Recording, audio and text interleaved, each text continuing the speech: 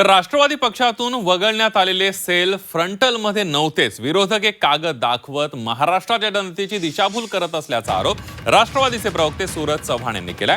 राष्ट्रवादी पक्षातून काही फ्रंटल वगळण्यात आले, त्यात ओबीसी, सामाजिक न्याय व इतर सेलचा समावेश आहे. त्यांनी अर्धवट माहिती माध्यमांना दिली. ही माहिती धादांत खोटी आहे. आमचा पक्ष स्थापन झाल्यापासून फ्रंटलचे 5 विभाग आहेत. त्यामध्ये फादर बॉडी, राष्ट्रवादी महिला काँग्रेस, युवक बॉडी, विद्यार्थी आणि सेवा दलांचा समावेश आहे, असं स्पष्टीकरण सूरज चव्हाण यांनी दिले.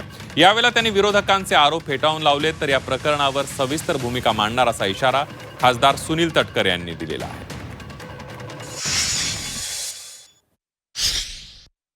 आज नाही, पक्ष स्थापन झाल्यापासून फ्रंटलचे 5 विभाग आहेत आणि सेल आपल्याला तसे वाढवता येत आहेत.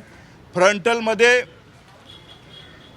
एक येते फादर बॉडी, दुसरं येतं राष्ट्रवादी महिला काँग्रेस, त्याच्यानंतर युवकची बॉडी आणि त्याच्यानंतर विद्यार्थी आणि सेवा दल हे फ्रंटलचे प्रमुख म्हणून त्या ठिकाणी पक्षाच्या कॉन्स्टिट्यूशनमध्ये असतं. हे मी आज आपल्याला या ठिकाणी दाखवतोय. आणि हाच कागद दाखवून महाराष्ट्राच्या जनतेची दिशाभूल करण्याचं काम हे त्यांनी केलेलं आहे.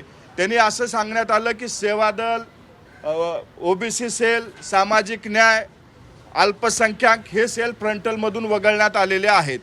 हे सेल कधीही फ्रंटलमध्ये नव्हते. ते सेल म्हणून त्या ठिकाणी राष्ट्रवादी काँग्रेस पक्षामध्ये कार्यरत होते.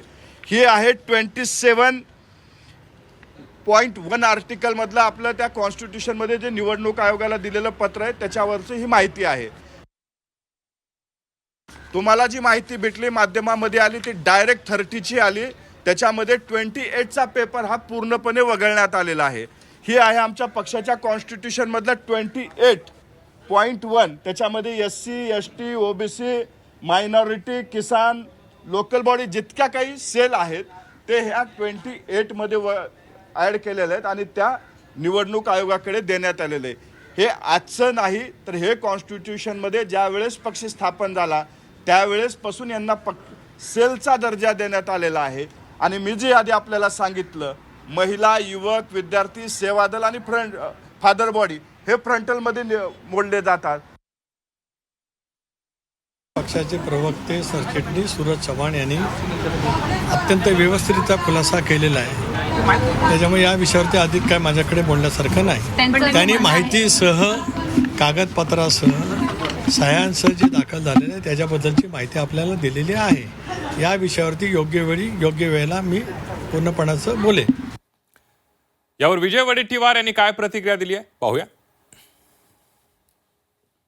ज्या वेळेस ही धर्मांध आणि जातीयवादी पक्षाबरोबर राष्ट्रवादीनी सत्तेमध्ये सहभागी झाले त्याच वेळेस यांचा हा ओरिजिनल चेहरा लोकांच्या पुढे आला.